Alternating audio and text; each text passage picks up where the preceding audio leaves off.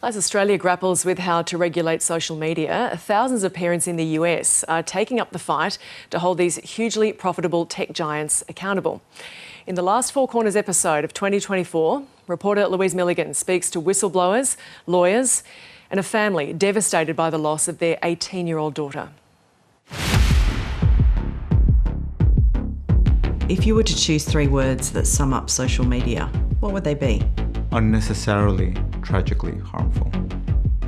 After 20 years of unfettered growth, a realisation is dawning about the true cost of social media. I don't think Instagram wants to kill kids. I think Instagram wants to make a ton of money, and they don't care if they happen to kill some kids along the way. This social experiment has had the most profound consequences for young people. We let a stranger into our house every night that does the most horrific things and can manipulate a child's mind. This is an urgent crisis. Millions of teens are having their mental health compromised. I think Mark is responsible for what happened to these kids. Would you like to apologize for what you've done to these good people? Fix it. Your algorithms are targeting the mentally unwell and children. Those algorithms are also spreading disinformation. On the eve of an American election, democracy is under threat. Insiders are sounding the alarm.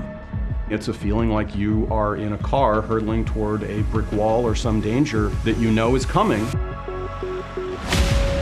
Online anger is spilling onto the streets. These were our first social media riots. With more on this story, Louise Milligan joins us now. Louise, for this episode, you spoke to a family who lost their 18-year-old daughter. Can you tell us what happened? Well, it's a devastating story, Gemma, of a young woman who was 18 years old, Anna, shot from a tiny town in Colorado that the social media companies sort of reached their tentacles into, according to her mother, Lori.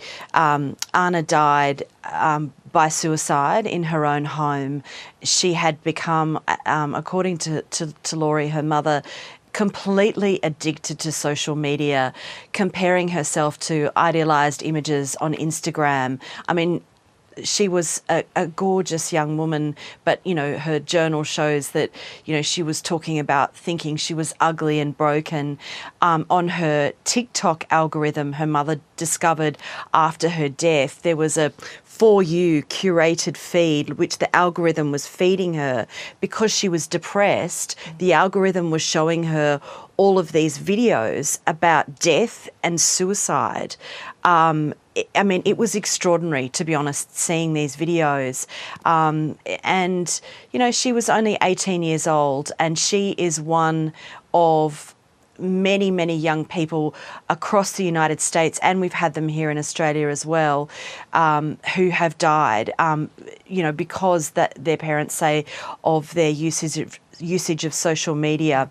Her mother, Lori, is one of thousands of parents across America, along with school districts and attorneys general from both sides of politics, who are taking the social media companies to account in a massive legal case, or a number of legal cases, in which they are alleging these terrible social harms. And Lori Schott wants the social media companies, you know, to take responsibility. She believes that Mark Zuckerberg, for instance, the CEO of Meta, which owns Facebook and Instagram, is personally responsible for not doing enough because of, you know, what happened to her daughter. Louise, what did whistleblowers tell you? Well, we spoke to whistleblowers from Meta, so who worked at Facebook, Instagram, from Twitter, which is now X, of course, and from TikTok. They're all extremely concerned. In numerous cases, they tried to warn their bosses of the dangers that they saw. For instance, Arturo Beher, who spoke to the United States Senate Judiciary Committee, he blew the whistle after trying to warn Mark Zuckerberg personally. We've seen the correspondence. He wrote to Mark Zuckerberg, worried about the impacts on teenagers. And this had been inspired by what was happening to his own daughter, who was getting unwanted advances on Instagram. He pointed out changes that could be made, and he said when he did that Mr. Zuckerberg didn't even reply to his letter. He also spoke to the head of Instagram, Adam Mosseri, and he had a meeting with him, and he said that Adam Mosseri had actually understood what he was saying. But after that time, those changes that he was suggesting didn't take place. And it was really interesting speaking to him. He is so disturbed by what's happening, really personally traumatised by it. We also spoke to a man, Eddie Perez, who was at Twitter and left just before Elon Musk took over.